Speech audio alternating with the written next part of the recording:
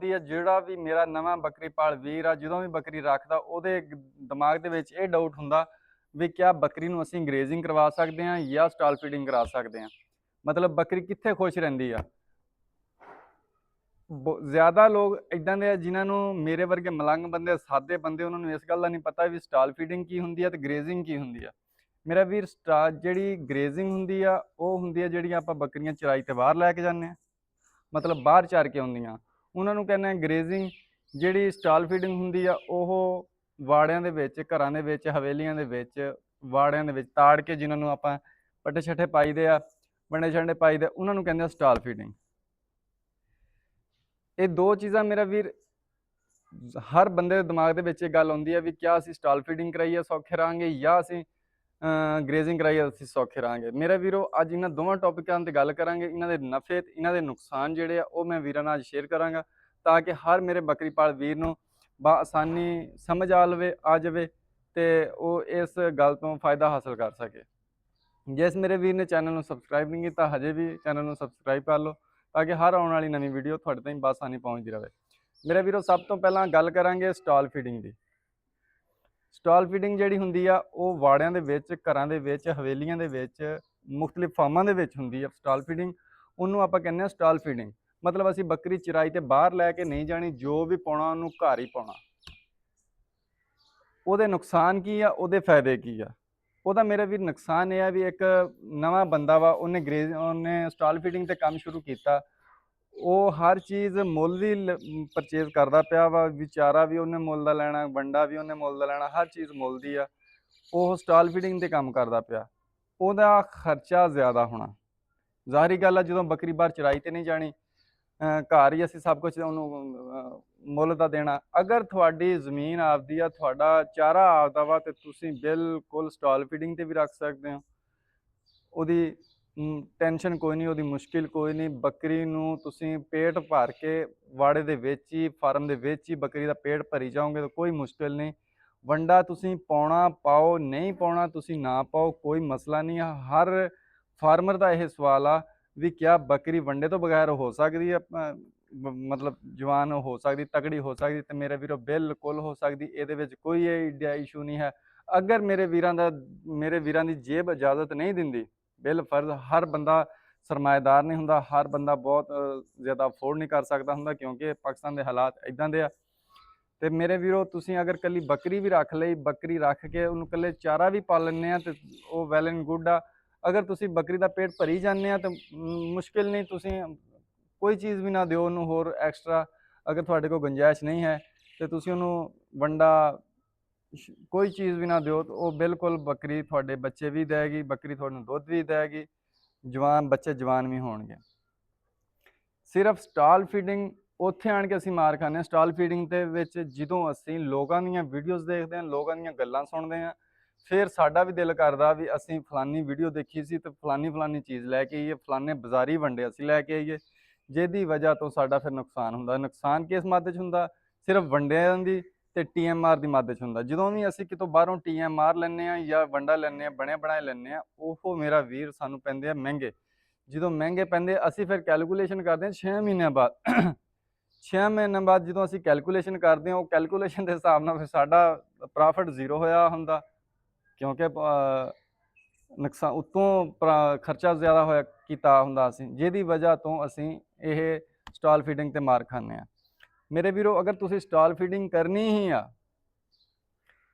ਹਰ ਬੰਦਾ ਗਰੇਜ਼ਿੰਗ ਨਹੀਂ ਕਰਾ ਸਕਦਾ, ਸਟਾਲ ਫੀਡਿੰਗ ਕਰਨੀ ਆ ਤੁਸੀਂ, ਤੇ ਮੇਰਾ ਵੀਰ ਤੁਸੀਂ ਇਹ ਕੰਮ ਲਾਜ਼ਮੀ ਕਰੋ ਵੀ ਵਕਤ ਤੋਂ ਪਹਿਲਾਂ, ਅਗਰ ਚਾਰਾ ਤੁਸੀਂ ਮੁੱਲ ਦਾ ਵੀ ਲੈਂਦੇ ਹੋ, ਖੁਸ਼ਕ ਚਾਰਾ ਲੈਂਦੇ ਆ, ਤਾਂ ਵਕਤ ਤੋਂ ਪਹਿਲਾਂ ਪਰਚੇਜ਼ ਕਰੋ, ਤਾਂ ਕਿ ਤੁਹਾਨੂੰ ਆਸਾਨੀ ਨਾਲ ਲੱਭ ਸਕੇ, ਥੋੜ੍ਹੇ ਪੈਸਿਆਂ 'ਚ ਲੱਭ ਸਕੇ।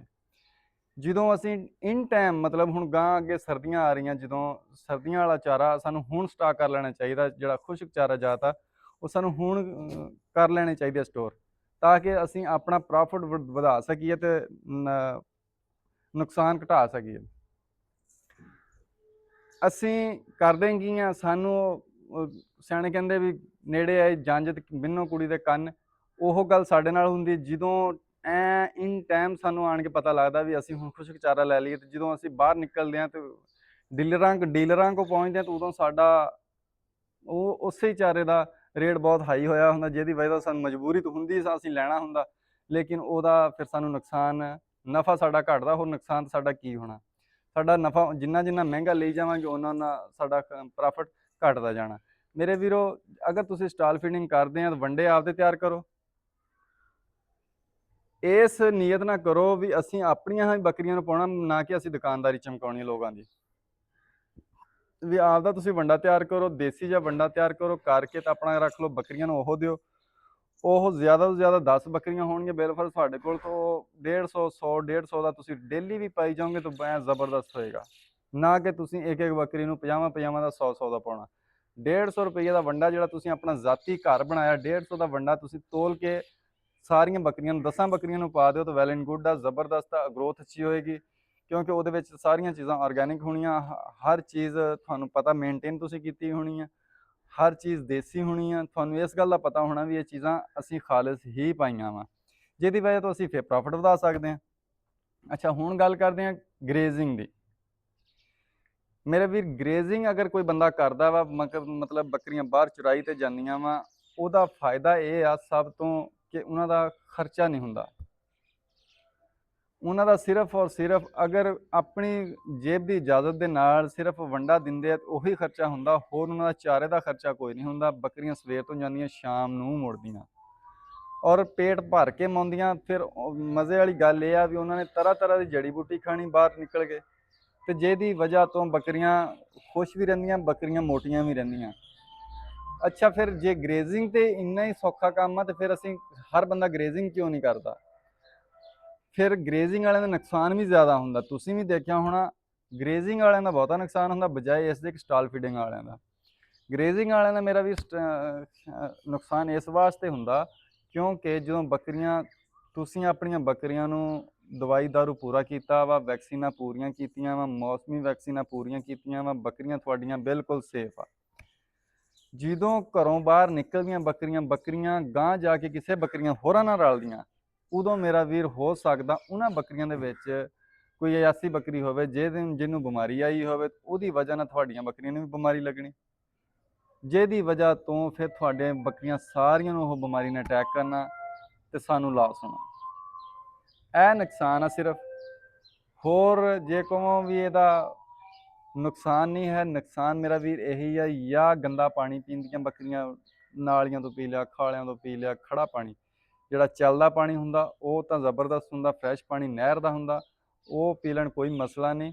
ਲੇਕਿਨ ਜਿਹੜਾ ਨਾਲੀਆਂ ਦੇ ਵਿੱਚ ਖੜਾ ਜਾਂ ਕਿਤੇ ਬਾਰਿਸ਼ ਪਈ ਆ ਤੇ ਛਪੜੀ ਛੁਪੜੀ ਲੱਗੀ ਆ, ਉਹ ਖੜਾ ਪਾਣੀ ਜਦੋਂ ਬੱਕਰੀਆਂ ਉਹ ਪਾਣੀ ਪੀਂਦੀਆਂ ਤੇ ਫਿਰ ਉਹਦੇ ਨਾਲ ਵੀ ਬਿਮਾਰੀਆਂ ਲਾਹਕ ਹੁੰਦੀਆਂ।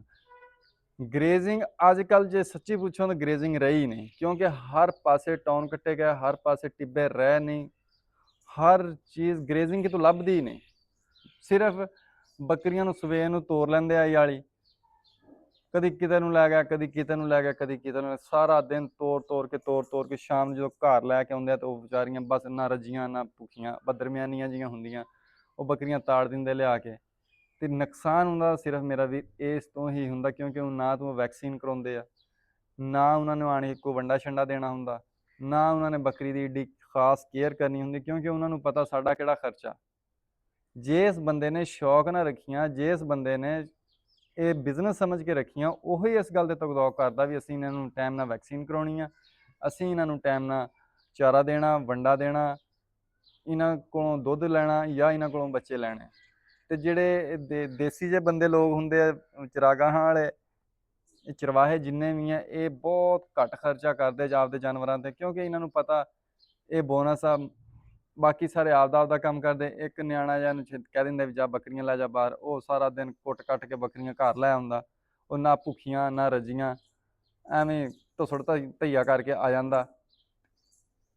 ਉਹ ਜਿਹਦੀ ਵਜ੍ਹਾ ਤੋਂ ਬੱਕਰੀਆਂ ਸੂ ਪਈਆਂ ਤਾਂ ਠੀਕ ਆ, ਨਾ ਸੂਈਆਂ ਤਾਂ ਠੀਕ ਆ, ਵਿੱਚੋਂ ਜ਼ਾਇਆ ਹੋ ਗਈਆਂ ਤਾਂ ਠੀਕ ਆ।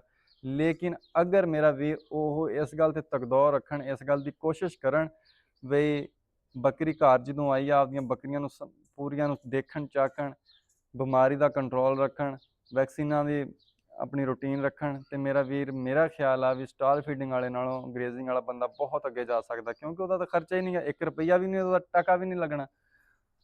ਜਿੱਦਾਂ ਹੁਣ ਸਾਉਣ ਭਾਦੋਂ ਚੱਲਦੀ ਪਈ ਆ, ਬਾਹਰ ਗ੍ਰੇਜ਼ਿੰਗ ਲਈ ਬਹੁਤ ਘਾਹ, ਤਰ੍ਹਾਂ ਤਰ੍ਹਾਂ ਦੀਆਂ ਜੜੀ ਬੂਟੀਆਂ ਜਿਹੜੀਆਂ ਗਰੋਥ ਕਰਦੀਆਂ ਵਾ ਸਾਉਣ ਭਾਦੋਂ ਦੇ ਵਿੱਚ ਜਦੋਂ ਬਾਰਿਸ਼ਾਂ ਹੁੰਦੀਆਂ, ਉਸ ਬਾਰਿਸ਼ਾਂ ਤੋਂ ਬਾਅਦ। ਤੇ ਇਹ ਮੇਰਾ ਵੀਰ ਸਿਰਫ ਅਗਰ ਅਸੀਂ ਕੰਟਰੋਲ ਥੋੜ੍ਹਾ ਜਿਹਾ ਇਸ ਗੱਲ ਦਾ ਕਰ ਲਈਏ ਵੀ ਸਾਡੀਆਂ ਬੱਕਰੀਆਂ ਨੂੰ ਬਿਮਾਰੀ ਨਾ ਆਵੇ, ਅਸੀਂ ਵੈਕਸੀਨਾਂ ਕਰਵਾ ਲਈਏ। ਅਗਰ ਤੁਸੀਂ ਆਪਣੀਆਂ ਬੱਕਰੀਆਂ ਨੂੰ ਵੈਕਸੀਨਾਂ ਕਰਾ ਕੇ ਕੱਲੀਆਂ ਕੱਲੀਆਂ ਲੈ ਕੇ ਤੁਰੇ ਫਿਰਦੇ ਹੋ ਤਾਂ ਮੇਰਾ ਵੀਰ ਕੋਈ ਮਸਲਾ ਨਹੀਂ। ਲੇਕਿਨ ਗੱਲ ਇਹ ਹੈ ਵੀ ਅੱਜ ਕੱਲ੍ਹ ਕਿਸੇ ਕੋਲ ਟਾਈਮ ਹੀ ਨਹੀਂ ਇੰਨਾ ਹੈਗਾ ਵੀ ਸਾਰਾ ਸਾਰਾ ਦਿਨ ਬਾਹਰ ਲੈ ਕੇ ਬੱਕਰੀਆਂ ਤੁਰਾ ਫਿਰੇ। ਅਸਲ ਗੱਲ ਇਹ ਆ, ਅਸੀਂ ਆਏ ਹਾਂ ਸ਼ਾਰਟਕਟ ਵੱਲ, ਕਿਉਂਕਿ ਸਾਨੂੰ ਸ਼ਾਰਟਕਟ ਦੇ ਮੌਕੇ ਲੱਭਦੇ ਆ। ਅਸੀਂ ਬੱਕਰੀ ਤੋਂ ਬਹੁਤ ਛੇਤੀ ਅਮੀਰ ਹੋਣਾ ਚਾਹੁੰਦੇ ਹਾਂ, ਅਸੀਂ ਬੱਕਰੀ ਤੋਂ ਬਹੁਤ ਕੁਛ ਕਮਾਉਣਾ ਚਾਹੁੰਦੇ ਹਾਂ। ਫਿਰ ਅਸੀਂ ਸ਼ਾਰਟਕਟ ਵਾਲੇ ਪਾਸੇ ਆ ਗਏ, ਫਿਰ ਅਸੀਂ ਆ ਗਏ ਸਟਾਲ ਫੀਡਿੰਗ 'ਤੇ। ਹਰ ਬੰਦਾ ਸਟਾਲ ਫੀਡਿੰਗ 'ਤੇ ਕੰਮ ਕਰਦਾ ਪਿਆ, ਕਿਉਂਕਿ ਗ੍ਰੇਜ਼ਿੰਗ ਰਹੀ ਨਹੀਂ। ਹਰ ਬੰਦਾ ਸਟਾਲ ਫੀਡਿੰਗ 'ਤੇ ਕੰਮ ਕਰਦਾ ਪਿਆ। ਤੇ ਮੇਰਾ ਵੀਰ, ਮੇਰਾ ਮਸ਼ਵਰਾ ਇਹ ਆ, ਅਗਰ ਸਟਾਲ ਫੀਡਿੰਗ 'ਤੇ ਕੰਮ ਕਰਦੇ ਪਏ, ਮੈਂ ਵੀ ਸਟਾਲ ਫੀਡਿੰਗ 'ਤੇ ਕਰਦਾ ਪਿਆ। ਮੈਂ ਆਪਣੇ ਜ਼ਾਤੀ ਜ਼ਮੀਨ ਆ, ਅਗਰ ਕੋਈ ਬੱਕਰੀਆਂ ਛੱਡਣੀਆਂ ਪੈਣ ਤਾਂ ਮੈਂ ਸਿਰਫ ਆਪਣੀਆਂ ਜ਼ਮੀਨਾਂ 'ਚ ਛੱਡਦਾ, ਬਾਹਰ ਕਿਤੇ ਨਹੀਂ ਲੈ ਕੇ ਜਾਂਦਾ। ਕਿਉਂਕਿ ਮੈਨੂੰ ਪਤਾ ਮੇਰੀਆਂ ਬੱਕਰੀਆਂ ਕੱਲੀਆਂ ਨੇ ਇੱਥੇ ਰਹਿਣਾ। ਨਰਮੇ ਦੇ ਵਿੱਚ ਛੱਡ ਦਿੱਤੀਆਂ, ਜਾਂ ਕੋਈ ਲੂਸਣ ਦਾ ਕਿੱਲਾ ਖਾਲੀ ਹੋਇਆ ਤਾਂ ਉਹਦੇ ਵਿੱਚ ਛੱਡ ਦਿੱਤੀਆਂ, ਵੈਸੇ ਇੰਜੋਏ ਲਈ ਬੱਕਰੀਆਂ ਤੁਰ ਫਿਰ ਕੇ ਮੂੰਹ ਮਾਰ ਕੇ ਆ ਜਾਂਦੀਆਂ। ਸਟਾਲ ਫੀਡਿੰਗ ਦਾ ਦੇ ਵਿੱਚ ਅਗਰ ਅਸੀਂ ਕੰਮ ਕਰਦੇ ਹਾਂ ਤਾਂ ਸਾਨੂੰ ਇਸ ਗੱਲ ਦਾ ਕਮ ਸੇ ਕਮ ਖਿਆਲ ਰੱਖਣਾ ਚਾਹੀਦਾ ਵੀ ਸਾਨੂੰ ਜਿਹੜੀ ਖੁਰਾਕ ਸਸਤੀ ਜਦੋਂ ਲੱਭਦੀ ਅਸੀਂ ਉਦੋਂ ਖਰੀਦ ਲਈਏ, ਨਾ ਕਿ ਅਸੀਂ ਜਿਹੜੀ ਚੀਜ਼ ਹੈਗੀ ਆ ਸਰਦੀਆਂ ਵਾਲੀ ਉਹ ਅਸੀਂ ਸਰਦੀਆਂ 'ਚ ਹੀ ਖਰੀਦਾਂਗੇ ਤਾਂ ਸਾਨੂੰ ਮਹਿੰਗੀ ਲੱਭਣੀ, ਆਟੋਮੈਟਿਕਲੀ ਮਹਿੰਗੀ ਲੱਭਣੀ ਹੈ। ਡੀਲਰਾਂ ਨੇ ਮਹਿੰਗੀ ਦੇਣੀ ਹੈ ਕਿਉਂਕਿ ਉਹਨਾਂ ਨੇ ਇਨਵੈਸਟਮੈਂਟ ਪਹਿਲਾਂ ਦੀ ਕੀਤੀ ਹੈ। ਤੇ ਮੇਰੇ ਵੀਰੋ, ਅੱਜ ਦੀ ਵੀਡੀਓ ਸਿਰਫ ਇਸ ਵਾਸਤੇ ਸੀ ਤਾਂ ਕਿ ਵੀਰਾਂ ਨੂੰ ਸਾਰਿਆਂ ਨੂੰ ਆਈਡੀਆ ਇਹ ਹੋ ਜਾਵੇ ਵੀ ਬੱਕਰੀ ਫਾਰਮਿੰਗ ਕਰਨੀ ਆ, ਸਟਾਲ ਫੀਡਿੰਗ ਕਰਨੀ ਆ ਜਾਂ ਗ੍ਰੇਜ਼ਿੰਗ ਤੇ ਕਰਾਉਣੀ ਆ। ਮੇਰਾ ਵੀਰ ਸਿੱਧੀ ਜੀ ਗੱਲ ਆ, ਗ੍ਰੇਜ਼ਿੰਗ ਰਹੀ ਕੋਈ ਨਹੀਂ, ਸਟਾਲ ਫੀਡਿੰਗ ਤੇ ਹਰ ਬੰਦਾ ਕੰਮ ਕਰਦਾ। ਸਟਾਲ ਫੀਡਿੰਗ ਨੂੰ ਪ੍ਰਮੋਟ ਕਰੋ। ਸਟਾਲ ਫੀਡਿੰਗ ਦੇ ਵਿੱਚ ਇਹ ਹੈ ਵੀ ਤੁਹਾਡਾ ਖਰਚਾ ਥੋੜਾ ਕਰਕੇ ਪ੍ਰੋਫਿਟ ਤੁਸੀਂ ਜ਼ਿਆਦਾ ਕਮਾ ਸਕਦੇ ਆ। ਜਿਹੜੀ ਗ੍ਰੇਜ਼ਿੰਗ ਹੈ ਇਹਦੇ ਵਿੱਚ ਤੁਹਾਡੀਆਂ ਬੱਕਰੀਆਂ ਦਾ ਬਹੁਤਾ ਨੁਕਸਾਨ ਹੋਣਾ। ਬੱਕਰੀਆਂ ਤਰ੍ਹਾਂ ਤਰ੍ਹਾਂ ਦੀਆਂ ਬਾਹਰ ਇੱਕ ਦੂਜੇ ਨਾਲ ਰਲ ਜਾਂਦੀਆਂ, ਜਿਹਦੀ ਵਜ੍ਹਾ ਤੋਂ ਬੱਕਰੀਆਂ ਦਾ ਨੁਕਸਾਨ ਵੀ ਹੁੰਦੀ ਹੈ। ਤੇ ਫਿਰ ਦੂਸਰੀ ਗੱਲ ਇਹ ਹੈ, ਗ੍ਰੇਜ਼ਿੰਗ ਵਾਲੀਆਂ ਬੱਕਰੀਆਂ ਦੀ ਬਰੀਡ ਖਰਾਬ ਹੋ ਜਾਂਦੀ ਹੈ।